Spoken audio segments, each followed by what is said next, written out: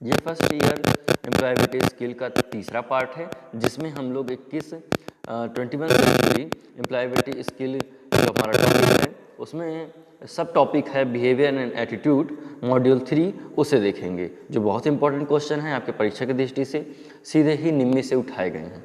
चलिए क्वेश्चन शुरू करते हैं। 11वां नंबर पहला आपका क्वेश्चन है, जिस तरह से हम अपने बाहरी वातावरण में बातचीत करते हैं, प्रबंधन करते हैं, मैनेज करते हैं और व्यवहार करते हैं को क्या कहा जाता है? बिहेवियर हमारा कहा जाता है, ठीक है ना। 12वां नंबर क्वेश्चन है, खाली स्थान व्यवहार कौशल में से एक है जो कार्य को कुशलता पूर्वक और पूर्ण रूप से व्यवस्थित करने समय पर करने के लिए जरूरी है टाइम मैनेजमेंट। टाइम का पंक्चुअल समय पर काम करना आपका बहुत ज़रूरी है, ठीक है। फिर 13वां नंबर क्वेश्चन है, जिस प्रकार हम समस्या प्रबंधन समाधान करते हैं क्या कहते हैं? ठीक है ना, कॉन्फिडेंस, हम कॉन्फिडेंस तभी तो काम होगा। चलिए आगे पढ़ते हैं। रेहाना को अपने प्रोजेक्ट में एक समस्या है का सामना करना पड़ रहा है, ठीक है ना। वह सही दृष्टिकोण के साथ किसी समस्या का निर्माण कर रही है, मतलब सही तरीके से सूझबूझ से निर्माण कर रही है। ये किसका उदाहरण? पॉजिटिव एटीट्यूड का, कि नहीं हम कर लेंगे, है ना, अच्छे से। चलिए अगला है 15 नंबर क्वेश्चन, अल्पन सुबह योगा करता है खुद को प्रेरित करने के लिए, ठीक है। यूट्यूब से वीडियो देखता है, ये किसका उदाहरण है? सेल्फ मोटिवेशन का, है ना। सेल्फ मोटिवेट रहता है कि मुझे योगा करना है, उसके लिए यूट्यूब का इस्तेमाल कर रहा है, बहुत अच्छी बात है। 16 नंबर क्वेश्चन है, खाली स्थान किसी समस्या को हल करने के लिए सोचने का एक तरीका है, क्या है? आलोचनात्मक सोच, ठीक है ना। हम थोड़ा सा खुद की आलोचना करें कि क्यों नहीं हो रहा है हमसे, है ना, तो जरूर हो जाएगा। 17 नंबर क्वेश्चन है, 2 या 2 से अधिक विकल्पों के बीच चयन करना, मतलब ये भी ऑप्शन है, ये भी ऑप्शन है। करना ज्ञात है, खाली स्थान प्रक्रिया के रूप में जाना जाता है। ये किस तरीके की प्रक्रिया है? डिसीजन मेकिंग की, आपका डिसीजन मेकिंग अच्छे निर्णय लेना आपका अच्छा है, ठीक है। 18 नंबर क्वेश्चन, निम्नलिखित में से कौन सा निर्णय लेने का एक हिस्सा नहीं है? ठीक है ना, समस्या की पहचान करें, ये निर्णय लेने का हिस्सा है। विकल्प उत्पन्न करें, सही है, ठीक है ना। अमल में लाना, ये भी सही है। और प्रदर्शन, ये सही नहीं है, ये एकदम अलग है, ठीक है।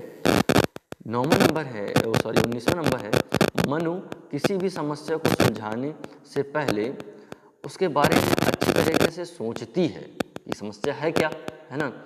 कोई भी निर्णय लेने का यह तरीका क्या कहलाता है? क्रिटिकल थिंकिंग, है ना, कि आप अच्छे से बहुत सूझबूझ से थिंकिंग करके चल रहे हो, ओके। 20वां नंबर क्वेश्चन है, रेवती को अपने शहर से बाहर नौकरी का प्रस्ताव मिला, है ना, उसको ऑफर लेटर आया है, वह पेशेवरों से सलाह ले रही है, मतलब कि जो नौकरी वाले हैं उनसे सलाह ले रही हैं, जो पहले से नौकरी कर रहे हैं और अच्छा खासा एक्सपीरियंस है। सलाह लेने के बाद प्रस्ताव को अस्वीकार करने का निर्णय लेती है, मतलब छोड़ देती है नौकरी।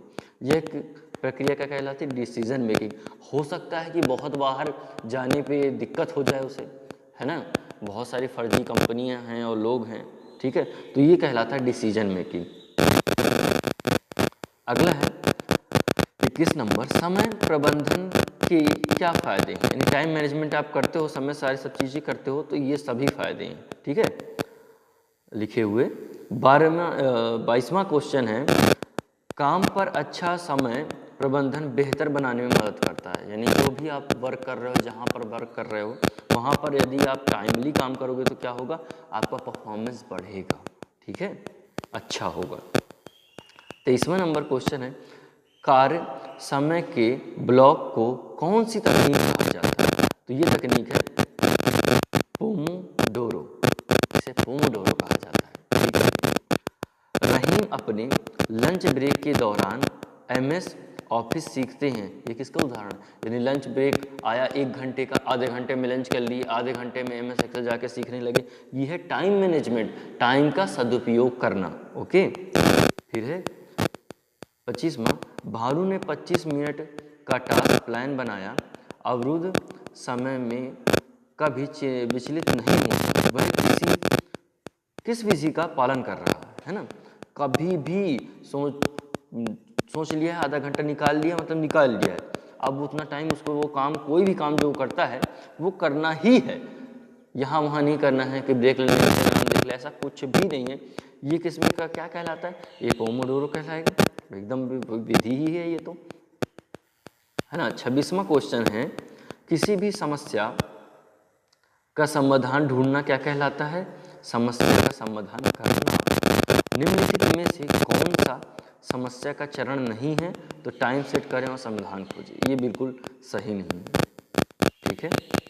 28वां नंबर क्वेश्चन होगा, यदि कोई समस्याओं का समाधान खोजने में सक्षम है तो वह किस प्रकार बेहतर हो जाएगा? समस्या का समाधान करने में बेहतर हो जाएगा।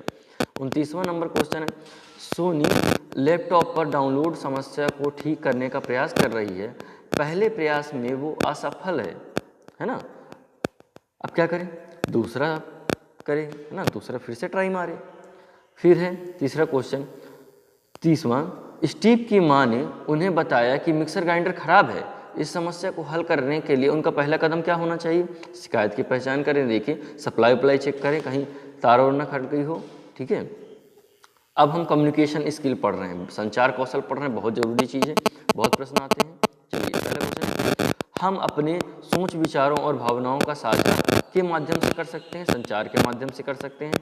प्रभावी संचार के लिए आवश्यक है, उपरोक्त सभी है। निम्न में से कौन सा संचार का एक प्रकार नहीं है? तो दुख। और नित्या किसी मुद्दे पर टीम के साथ चर्चा करती है कि हमें क्या करना चाहिए, ये संचार का मौलिक है। देखिए ये गलत लिखा है यहाँ पर, ये है मौखिक, यानी मुंह से बोल करके वो कर रही है, उसे हम मौखिक संचार करते हैं, ठीक है ना। यहाँ पे गलत हो गया था। हमारे खाली 5वां नंबर क्वेश्चन, हमारे बैठने का तरीका, हमारे चेहरे, हाव, ये सब क्या दिखाता है? किस तरीके का संचार? गैर मौखिक, यानी बिना किसी तरीके से हमने मुंह से नहीं बोला लेकिन इशारे में ही समझा दिया, तो गैर मौखिक हो गया। 6वां नंबर क्वेश्चन है, मौखिक संचार का क्या है? उसमें शब्द यूज होते हैं, सही में मुंह से बोलना पड़ता है। मौखिक संचार के रूप में है तो ए और बी दोनों के रूप में है ना। स्पष्ट संचार खालिस्तान की ओर ले जाता है, तेज काम की ओर, अच्छे से काम होता है तेजी से। सीता अपने ग्राहकों से बात कर रही है कि उसके व्यवसाय को कैसा सुधारा जाए, ये किस प्रकार का संचार है? मौखिक है। बात कर रही है, राज और तेज एक दूसरे से फोन में बात करते हैं, मौखिक है, सीधी सी बात है। चलिए ठीक है, अब हम इसे को यहीं पर छोड़ रहे हैं। अगला जो वीडियो आएगा उसमें आपको पार्ट 4 मिलेगा, जिसमें हम और क्वेश्चन करेंगे। अभी तक देखिए मैं इसको पलटा कर देख रहा हूँ, तो 5 पेज आपका खत्म हो गया है 62 पेज में से, ठीक है ना। पार्ट 3 यहीं पर समाप्त होता है।